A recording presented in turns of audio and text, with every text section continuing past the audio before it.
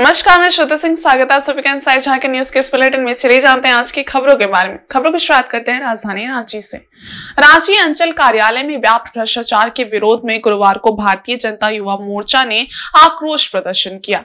इससे पूर्व भाजयुमो कार्यकर्ता जयपाल सिंह स्टेडियम में एकत्रित हुए और रैली निकालकर अंचल कार्यालय पहुंचे, जहां प्रदर्शन कर विरोध जताया। भारतीय जनता युवा मोर्चा के कार्यकर्ताओं ने कार्यालय की घेराबंदी की और बीडीओ सीओ हाय हाय के नारे लगाए। अंचल कार्यालय में व्याप्त भ्रष्टाचार जैसे जाति प्रमाण पत्र, आवासीय प्रमाण पत्र दाखिल खारिज करवाने में हो रही धांधली का कार्यकर्ताओं ने विरोध किया। इस प्रदर्शन में काफी संख्या में भारतीय जनता पार्टी युवा मोर्चा के पदाधिकारी एवं कार्यकर्ता शामिल थे। सभी हाथों में भाजपा का झंडा लेकर अंचल कार्यालय के समक्ष धरना पर बैठ गए और जमकर नारेबाजी की। इसका नेतृत्व कर रहे भाजपा युवा मोर्चा प्रदेश अध्यक्ष शशांक राज ने कहा कि अंचल कार्यालय पूरी तरह से भ्रष्टाचार का अड्डा बन चुका है। यहाँ पर स्थापित पदाधिकारी मोटी रकम सरकार को देकर आते हैं और जनता से वसूली का कार्य करते हैं। इस राज्य की जनता इससे त्रस्त है। इसी के विरोध में भाजपा युवा मोर्चा ने अंचल कार्यालय का घेराव किया है। अगर यही स्थिति रही तो आने वाले समय में उग्र आंदोलन किया जाएगा। अंचल कार्यालय बंद रहेगा। सीओ वीडियो मोटेशन के नाम पे दलाली करना बंद करो, बंद करो। हेमंत सोरेन हाय हाय, कलेक्शन का अड्डा अंचल कार्यालय हाय हाय, सीओ वीडियो मुर्दाबाद, सीओ वीडियो मुर्दाबाद। गरीबों से मोटी रकम लेना बंद करो। यहाँ का अंचल कार्यालय पूरी तरह से टैक्स कलेक्शन का सेंटर बन चुका है। सरकार का मोटी रकम ये लोग सरकार को लेकर आते हैं और जनता से वसूलने का काम करते हैं, चाहे जाति आवासीय के नाम पर हो, चाहे अगुआ आवास के नाम पर हो, चाहे मोटेशन के नाम पर हो। लोग का चप्पल खिया जाता है लेकिन इनकी चमड़ी में पिघलाव नहीं आता है। इसलिए आज युवा मोर्चा के कार्यकर्ताओं ने यहाँ अंचल कार्यालय बंद करने का काम किया है। हम आगाह करते हैं ऐसे पदाधिकारियों की, चेत जाए, जनता का काम करना शुरू करें। और मैं युवा मोर्चा का कार्यकर्ता आज से आगाज ले चुका और इसको अंजाम तक पहुँचाने का कोई काम करेगा तो भाजपा पूरे प्रदेश में जितने ब्लॉक है सबको हम लोग बंद करने का काम कर रहे हैं, क्योंकि वही सबसे बड़ा करप्शन का भ्रष्टाचार का केंद्र बन चुका है। इसलिए युवा मोर्चा के कार्यकर्ता पूरे प्रदेश में घूम कर जहाँ भी भ्रष्टाचार हो रहा है उसको हम लोग बंद करने का काम कर। कोई समय तय भी किया गया नहीं, पूरे 3 महीने के अंतराल चुनाव के जब तक चुनाव नहीं हो जाता, क्योंकि जनता परेशान है, जनता त्रस्त है इस राज्य की, और इस राज्य की जनता को निजात दिलाना हमारा धर्म है, क्योंकि हम विपक्ष के लोग हैं। इसलिए जनता को निजात दिलाना है और इस प्रकार से भ्रष्टाचारी सरकार। और विश्व जनसंख्या दिवस के मौके पर गुरुवार को जनसंख्या समाधान फाउंडेशन के द्वारा रांची स्थित राजभवन के समक्ष एक दिवसीय धरना दिया गया। जनसंख्या नियंत्रण कानून की मांग को लेकर आयोजित धरना प्रदर्शन में फाउंडेशन से जुड़े कई लोग शामिल थे। इसके माध्यम से बताया गया कि जिस तरह से देश में जनसंख्या विस्फोट हो रहा है और एक खास वर्ग और समुदाय के द्वारा इसमें सहयोग किया जा रहा है, ये एक चिंतनीय विषय है। इस संबंध में जनसंख्या समाधान फाउंडेशन के प्रदेश अध्यक्ष सुचिता सिंह ने कहा कि जिस तरह से संसाधनों की कमी होती जा रही है और दिन प्रतिदिन जनसंख्या का विस्फोट हो रहा है, ऐसे में ये बहुत जरूरी है कि देश में हम दो हमारे दो कानून लागू हो, ताकि सभी को समुचित अवसर मिल सके। इसके लिए समाज को जागरूक करने के साथ साथ एक आंदोलन की भी जरूरत है, तभी जनसंख्या पर नियंत्रण पाया जा सकता है। देखिए, ये आवश्यकता ही पड़ी है तभी तो आंदोलन हो रहा है। अगर ये बातें आसानी से मन जाती तब तो मुझे नहीं लगता है कि आंदोलन की ज़रूरत पड़ती। जिस तरह बेतहाशा तरीके से आप जनसंख्या बढ़ रही है, वो आप देख रहे हैं कि देश के संसाधन सीमित हैं और जिस तरीके से जनसंख्या बढ़ रही है, सभी को सब चीज़ पूरे पाना बहुत मुश्किल है।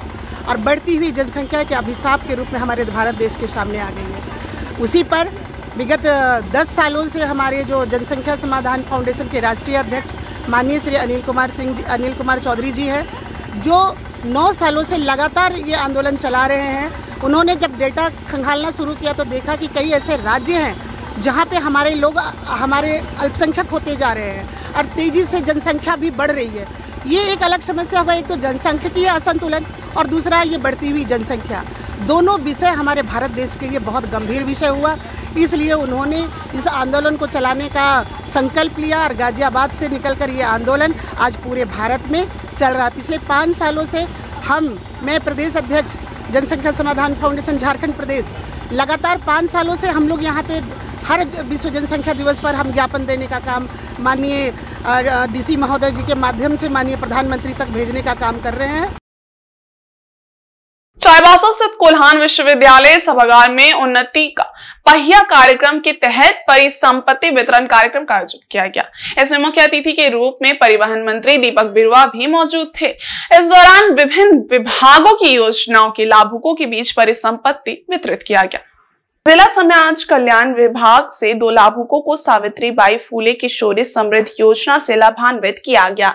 2 लाभुकों को वन पट्टा और 2 लाभुकों को मुख्यमंत्री रोजगार सृजन योजना से स्कॉर्पियो वाहन प्रदान किया गया। JSLPS से 1 लाभुक को चक्री निधि राशि और 1 लाभुक को सामुदायिक निवेश निधि राशि प्रदान की गई। ग्रामीण विकास विभाग से 1 लाभुक को आबू आवास योजना और 1 लाभुक को आवास योजना से लाभान्वित किया गया। जिला सामाजिक सुरक्षा कोषांग से 2 लाभुकों को मुख्यमंत्री राज्य वृद्धावस्था पेंशन से लाभान्वित किया गया। मुख्यमंत्री रोजगार सृजन योजना से 2 लाभुक को ट्रैक्टर, 3 लाभुक को स्कॉर्पियो, 1 लाभुक को मारुति कार प्रदान किया गया। 200 छात्रों के बीच साइकिल का वितरण और CSR से 70 ट्राईसाइकिल का वितरण किया गया। मैं शुभकामनाएं देना चाहती हूँ। साथ ही आप लोग से ये भी कहना चाहूँगी कि आप सरकार हर तरह से आपको सहयोग देती है। आप लगन से पढ़े, लगन से आगे बढ़े, आगे पढ़ेंगे लिखेंगे, सरकार आपको हर तरह से सहयोग करने के लिए कार्य योजना बना रखी है। और कल्याण विभाग हमारे माननीय मंत्री जी हैं। ये बनपट्टा, ये पश्चिमी सिंहभूम सबसे बड़ा वन क्षेत्र है और इसमें 2008 में झारखंड सरकार और उस वर्ष मैं स्वयं इस विभाग के मंत्री होने का रहने का समय मिला था और 2008 में हम लोग वन पट्टा बंटने का वितरण करने का भी कार्य शुरू किया गया था। आज इस वन पट्टा कल्याण विभाग से बहुत सारे ऐसे गांव हैं, फॉर्म वगैरह जमा हो चुका है। यहाँ हमारे सभी पदाधिकारी हैं, उनको थोड़ा सा गति देकर वैसे लाभुकों का भी वैसा वन पट्टा जो फॉर्म जिन लोग ने भरा है उसको भी त्वरित गति से निष्पादन हो। कार्यक्रम को संबोधित करते हुए मंत्री दीपक बिरुवा ने कहा कि सरकार द्वारा लागू की गई सभी योजनाएं समाज के अंतिम व्यक्ति तक पहुंचे, ये सरकार का लक्ष्य है। मुख्यमंत्री हेमंत सोरेन के प्रयास से 21 से 50 वर्ष की महिलाओं को प्रोत्साहन के लिए प्रत्येक माह 1000 रुपए देने का योजना बनाई गई है, जिससे अगस्त माह से लागू करने की तैयारी है। मंत्री ने कहा कि जनजातीय क्षेत्रों पर जनजातीय भाषा और क्षेत्रीय भाषा से प्राथमिक स्तर पर बच्चे पढ़ाई प्रारंभ कर सकते हैं। उसके लिए घंटे आधारित शिक्षकों की नियुक्ति की जा रही है। मौके पर सांसद जोबा मांझी, चक्रधरपुर विधायक सुखराम उरांव, मझगांव विधायक नीरल पूर्ति, जिला परिषद अध्यक्ष लक्ष्मी सोरेन, कोल्हान समेत अन्य लोग मौजूद थे। ये कार्यक्रम आयोजित की गई। आप सभी जानते हैं कि सरकार जो योजनाएं लागू की है उन योजनाओं का लाभ निचले स्तर तक सभी लोगों को इसका लाभ मिल सके, सरकार का ये प्रयास है। और कल्याण विभाग की तरफ से साइकिल वितरण करनी है, मुख्यमंत्री रोजगार सृजन योजना के तहत लोगों को उसका लाभ देना है। बहुत सारी ऐसी योजनाएं हैं। मारंगोम के स्कॉलरशिप योजना है जो विदेश बच्चों को पढ़ने के लिए कल्याण विभाग से दी जानी है। और सर्वजन पेंशन योजना से लेके अभी एक नया योजना ये सरकार ने शुरू किया है। और ये हेमंत जी का प्रयास था कि 21 वर्ष से 49 वर्ष के महिलाओं को उनके सशक्तिकरण के लिए, उनके उत्साहवर्धन और प्रोत्साहन के लिए 1000 रुपया प्रत्येक माह में उनको 1000 रुपया देने का योजना जो है ना सरकार ने घोषणा की है। और पहला कैबिनेट में माननीय मुख्यमंत्री जी ने ये आश्वस्त किया और प्रशासनिक पदाधिकारियों को निर्देश दिया है कि अगले माह 8 अगस्त से कम इस योजना को धरातल पर उतारा जाए। यदि आप प्रकृति प्रेमी हैं या प्रकृति जीव जंतुओं और वनस्पतियों के बारे में जानने की इच्छा रखते हैं तो आपको चाईबासा में बने प्रकृति व्याख्या केंद्र जरूर आना चाहिए। यहाँ आपको सारी जानकारियां स्पष्ट रूप से मिलेंगी। बुधवार को मंत्री दीपक बिरुआ ने चाईबासा में नेचर इंटरप्रिटेशन सेंटर यानी प्रकृति व्याख्या केंद्र का लोकार्पण किया। झारखंड के वन विभाग की पहल पर टाटा स्टील की ओर से करीब 6 करोड़ रुपए की लागत से इस केंद्र का निर्माण चाईबासा शहर के तांबू चौक के पास वनपाल प्रशिक्षण केंद्र के बगल में कराया गया है, जिसका लोकार्पण कर दिया गया है। इसके साथ ही लोगों के भ्रमण के लिए इसे खोल दिया गया है। लोकार्पण के मौके पर सिंहभूम के सांसद जोबा मांझी, चक्रधरपुर विधायक सुखराम उरांव, मझगांव विधायक नीरल पूर्ति, कोल्हान प्रमंडल के आयुक्त हरि कुमार केसरी, उपायुक्त कुलदीप चौधरी और पुलिस अधीक्षक आशुतोष शेखर सहित अन्य लोग मौजूद थे। हमारा झारखंड राज्य वन संपदा से भरपूर है और प्रकृति की जिस तरह से दोहन और प्राकृतिक संसाधनों का दोहन हुआ है, कहीं ना कहीं पर्यावरण के साथ संतुलन बनाना भी ज़रूरी है और अपनी जैव विविधता को हमें संतुलित बना के रखना है। तो समय के साथ साथ अपनी आगे की जनरेशन्स को वो सारी चीज़ों के बारे में पता हो कि किस तरह से हमारे पहले समय में जैव विविधता थी और प्राकृतिक संतुलन कैसा था। इसके लिए और प्रकृति की व्याख्या करने के लिए ये केंद्र है, जहां लोग आके अपने झारखंड और देश की जैव संपदा के बारे में जान सकते हैं। और बच्चों के लिए काफ़ी कुछ मनोरंजन के लिए भी है कि अगर वो कुछ पढ़ते हैं उसके बाद वो एक छोटी सी परीक्षा भी दे सकते हैं, जिससे उन्हें खुशी होगी कि हाँ मैंने कुछ सीखा है। और इसमें एक ऑडिटोरियम भी है जहाँ नेचर से रिलेटेड प्रोग्राम्स हमारा प्लान है आगे भी करते रहने का, ताकि जो हमारे आगे की जनरेशन है उनको सारे इकोलॉजिकल बैलेंस के बारे में पता हो और किस तरह से हमें ये प्राकृतिक संतुलन को बना के रखना है उसके बारे में जागरूकता हो। और यही इंश्योर करेगा कि आगे के लोगों को भी वही जैव विविधता मिले जो आज हम सब लोगों ने एक्सपीरियंस की। यही पर्पस है। और पूर्वी सिंहभूम जिले के पोर्ट का हल्दी पोखर स्थित नेताजी सुभाष पब्लिक स्कूल के समीप बुधवार शाम एसएसपी के निर्देश पर एंटी क्राइम चेकिंग अभियान चलाया गया। इस दौरान 2 पहिया और 4 पहिया वाहनों की गहनता से जांच की गई। डिक्की आदि को खंगाला गया। जांच अभियान का मुख्य उद्देश्य नशीले पदार्थ की तस्करी पर रोक लगाना एवं लोगों को यातायात नियमों के प्रति जागरूक करना था। इस दौरान काफी संख्या में बाइक एवं कार की जांच की गई। यातायात नियमों का उल्लंघन करने वालों को फटकार भी लगाई गई एवं कड़ी चेतावनी देते हुए छोड़ा गया। साथ ही कहा गया कि 2 पहिया वाहन चालक हेलमेट का अवश्य प्रयोग करें, वहीं कार चालक सीट बेल्ट लगाकर चले। इस जांच अभियान में एएसआई जनता महतो समेत कई जवान शामिल थे। वहीं सरायकेला जिले के चांडिल थाना क्षेत्र के भादुड़ी फुटबॉल मैदान में बुधवार की शाम ठनका गिरने से मां बेटा समेत कुल 3 लोगों की मौत हो गई, जबकि एक महिला समेत 3 लोग गंभीर रूप से घायल हो गए हैं। सभी घायलों को एमजीएम अस्पताल में भर्ती कराया गया है। घटना के वक्त ये सभी भादुड़ी फुटबॉल मैदान में मवेशी चरा रहे थे। उस बीच बारिश शुरू हो गई, जिससे बचने के लिए बगल के एक तिरपाल के नीचे सभी शरण लिए हुए थे। तभी अचानक ठनका गिरा और सभी लोग जमीन पर गिर पड़े। घटना के बाद आनन फानन में सभी को एम्बुलेंस से एमजीएम अस्पताल ले जाया गया, जहां 35 वर्षीय सुभद्रा मांझी, उसके 9 वर्षीय पुत्र वीरेश मांझी एवं सुकू माडी को चिकित्सकों ने मृत घोषित कर दिया। जबकि घटना में गंभीर रूप से घायल इंद्रजीत सिंह, गुरुपद व सुगी मुर्मू का इलाज चल रहा है, जिसमें सुगी मुर्मू की हालत गंभीर है।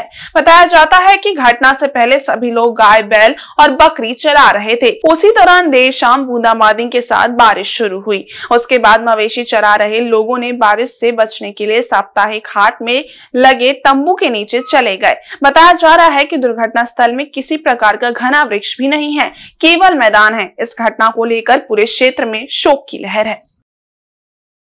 कितने लोग? आज अचानक बारिश होने से हमसादा गांव के भादोडी फुटबॉल मैदान में सभी लोग शायद बैल बकरी चराने के लिए इधर आए थे और बाजार भी था वहाँ। बारिश होने से एक तिरपाल का तंबू लगा हुआ था वहाँ पर, जैसे ये लोग बता रहे हैं कि वहाँ ये लोग बारिश से बचने के लिए रुका था। कोई पेड़ पौधा नहीं है मैदान में। ठीक उसी समय बिजली लाइट मारा और सभी लोग वहाँ गिर पड़े। सभी लोगों को आनंद फानंद में वहाँ से एम्बुलेंस के द्वारा यहाँ लाया गया, तो जिसमें 3, एक माँ, एक बेटा, एक आदमी का डेथ हो गया है और 3 अभी सीरियस कंडीशन में है। बहुत ही दुखद घटना है। जिस तरह का आज हमसादा गांव के 3 लोगों का डेथ होना, 3 आदमी इंजर्ड होना, ये बहुत ही बड़ा दुखद घटना है, बहुत बड़ा क्षति है। वहीं चांडिल के भादोडी में बुधवार की शाम साप्ताहिक घाट मैदान में ठनका गिरने से मां बेटे समेत 3 लोगों की मौत हो गई थी। घटना के दूसरे दिन गुरुवार को पीड़ित परिवार से मिलने और घायलों का हाल जानने ईचागढ़ के पूर्व विधायक अरविंद सिंह एमजीएम अस्पताल पहुंचे। इस बीच गंभीर रूप से घायल एक व्यक्ति को उन्होंने तत्काल बेहतर उपचार के लिए एम्बुलेंस की व्यवस्था कर टीएमएच में भर्ती करवाया। इसके अलावा मृतकों के परिवार वालों और घायलों से मुलाकात की और सांत्वना देते हुए उन्हें हर संभव मदद का आश्वासन दिया। इस दौरान पूर्व विधायक अरविंद सिंह उर्फ मलखान सिंह ने घटना पर दुख जताया। कहा कि मृतक व घायल सभी आदिवासी परिवार के हैं और बेहद ही गरीब हैं। उनके लिए जो भी हो सकेगा वे मदद करेंगे। उन्होंने कहा कि ठनका गिरना एक प्राकृतिक आपदा है। चांडिल क्षेत्र में हाथियों का भी आतंक है। इसके लिए समय समय पर सेमिनार कर लोगों को जागरूक करने की जरूरत है। मालूम हो कि बुधवार शाम चांडिल के भादोडी फुटबॉल मैदान में बकरी चराने के दौरान अचानक ठनका गिरने से 35 वर्षीय सुभद्रा माझी, उनके 9 वर्षीय पुत्र वीरेश माझी एवं सुकू मार्डी की मौत हो गई थी, जबकि इस घटना में इंद्रजीत सिंह, गुरुपद व सुग्गी मुर्मू घायल हो गए थे। घायलों में सुग्गी मुर्मू की हालत गंभीर है, जिससे इलाज के लिए टीएमएच में भर्ती कराया गया है। और उसको ये नहीं कर पाया, उसी में हम लोग आए। जो मदद है एम्बुलेंस से सब सारी चीज़ों का, एक को टीएमएच में भेज रहे हैं ताकि वो थोड़ी सीरियस है। रिम्स में भी अभी भीड़ काफ़ी है, तो वहाँ पे पॉसिबल नहीं है, तो हम लोगों ने टीएमएच में। और ये कितने लोगों की मौत हुई? 3 लोगों की मौत हुई, एक बहुत सीरियस है। 3 लोगों की मौत हुई ना, और एक सीरियस है, इसको टीएमएच भेजे। और ये तो ये स्थिति है। चांडिल थाना क्षेत्र, हाँ, चांडिल थाना क्षेत्र की है। मुझे लगता है ये सब चीज़ अब प्राकृतिक आपदा काफ़ी हो रही है। हाथी का आतंक, उसके द्वारा ये बरसपा सेमिनार हो, मीटिंग हो, लोगों को जागरूक किया जाए, अवेयरनेस लाया जाए और ये किया जाए। ये सब चीज़ प्रोग्राम नहीं चलता। हमको लगता है उसकी ज़रूरत है और इस ढंग से काम होनी चाहिए। इधर पूर्वी सिंहभूम जिले के हल्दी पोखर गिरी भारती हाई स्कूल से गंगाड़ी गांव तक बनी 1.5 किलोमीटर लंबी सड़क भ्रष्टाचार की भेंट चढ़ गई है। ठेका कंपनी द्वारा कार्य में अनियमितता बढ़ते जाने से ग्रामीणों में आक्रोश है। ग्रामीण इस मामले को लेकर जल्द ही उपायुक्त से शिकायत करेंगे। प्रधानमंत्री ग्राम सड़क योजना के तहत बनी इस सड़क के कालीकरण एवं पीसीसी ढलाई का कार्य आरोहण बिल्डर प्राइवेट लिमिटेड द्वारा किया गया था। 5 वर्ष तक इस सड़क का संधारण कंपनी को ही करना था, लेकिन कंपनी की अनदेखी के कारण सड़क जगह जगह से टूट गई। इसे लेकर ग्रामीणों में नाराजगी देखी जा रही है। वहीं अंतिम वर्ष में ठेका कंपनी सड़क की मरम्मत कर पैसे की निकासी करने की तैयारी में है। इस मामले को लेकर ग्रामीणों में उबाल तब आया जब सड़क मरम्मत के 2 दिनों बाद ही जगह जगह उखड़ने लगी। गांव के अनवर अली एवं मंजर हुसैन ने कहा कि सड़क एक जीवन रेखा के रूप में NH 220 से गांव को जोड़ती है, मगर भ्रष्टाचार का आलम यह है कि सड़क के मरम्मत के 2 दिन बाद ही सड़क की स्थिति खराब हो गई है।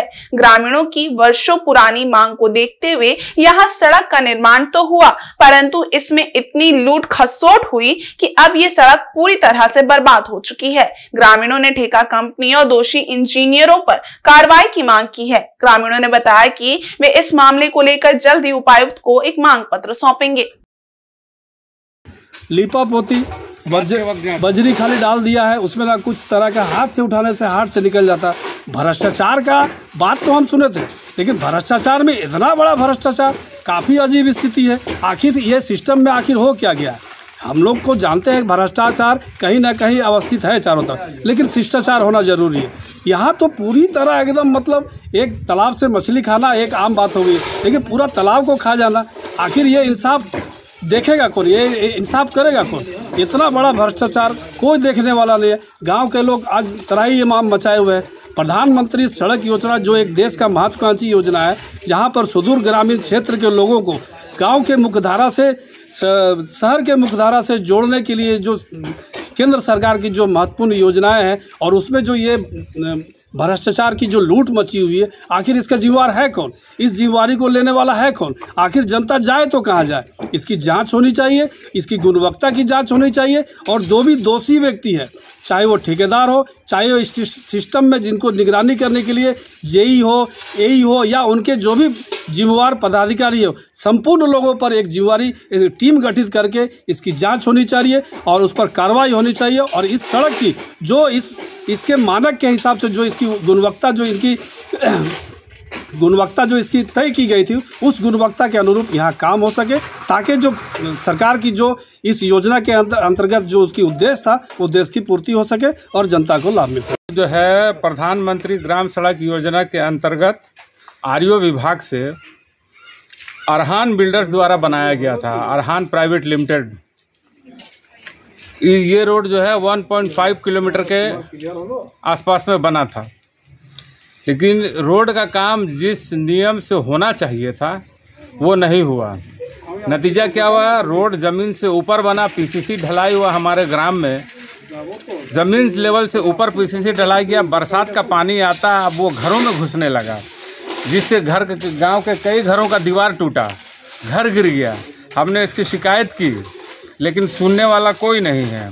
अभी जो मरम्मती का काम हो रहा है, इससे पूर्व में भी हुआ था, ये थूक पालिश का काम हुआ। अभी जो मरम्मती हुआ सड़क का, वहाँ पर कहीं कहीं थोड़ा थोड़ा गड्ढा को भर दिया गया है, और स्थिति ये है कि जहाँ भरा गया है वहाँ का गिट्टी सब उखड़ रहा, अलकतरा मिक्स नहीं हुआ है, बढ़िया से अलकतरा नहीं दिया गया। अगर दिया गया होता तो ये रोड का स्थिति नहीं होता। वहीं पूर्वी सिंहभूम जिले के मुसाबनी 1 नंबर से जगन्नाथ महाप्रभु के मौसीबाड़ी में बुधवार को भजन संध्या का आयोजन किया गया। इस कार्यक्रम में जमशेदपुर से आए कलाकारों ने एक से बढ़कर एक भजन प्रस्तुत कर पूरे क्षेत्र को भक्ति में कर दिया। मुसाबनी 1 नंबर स्थित महाप्रभु जगन्नाथ के मौसीबाड़ी में आयोजित भजन संध्या में मुख्य अतिथि के रूप में डीएसपी संदीप भगत, विशिष्ट अतिथि के रूप में बीडीओ पुष्कर सिंह मुंडा, थाना प्रभारी रजनीश आनंद उपस्थित थे। मौके पर अतिथियों को अंग वस्त्र देकर स्वागत किया गया। तत्पश्चात अतिथियों द्वारा दीप प्रज्वलित कर भजन संध्या का शुभारंभ किया गया। भजन का आनंद लेने के लिए काफी संख्या में भक्त उपस्थित थे। मुख्य अतिथि डीएसपी संदीप भगत ने अपने संबोधन में लोगों से अपने परिवार को नशा मुक्त बनाने की अपील की। इस दौरान भजन संध्या में देर रात तक श्रद्धालु भक्ति रस में गोते लगाते रहे।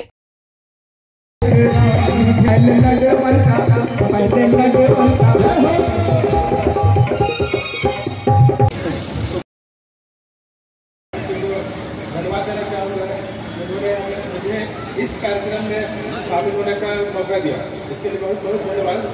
अभी मैं देख रहा हूँ कि बहुत सारी माताएं उपस्थित है, तो अभी झारखंड सरकार की तरफ से एक विशेष कार्यक्रम के द्वारा नशा मुक्ति अभियान, तो मेरा सभी से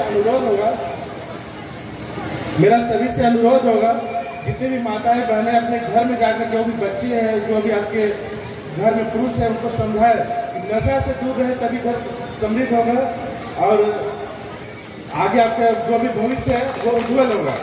और मैं कामना करता हूँ कि मुसाबनी में भगवान जगन्नाथ की कृपा हमेशा बनी रहे और आप लोग भी हम लोगों को आशीर्वाद देते रहे ताकि हम लोग अच्छी तरह से अपने काम को करें। और इस बुलेटिन में बस इतना ही। ब्रेक के सवार कुछ और खास खबरें, तब तक के लिए देखते रहिए इनसाइड झारखंड न्यूज। धन्यवाद।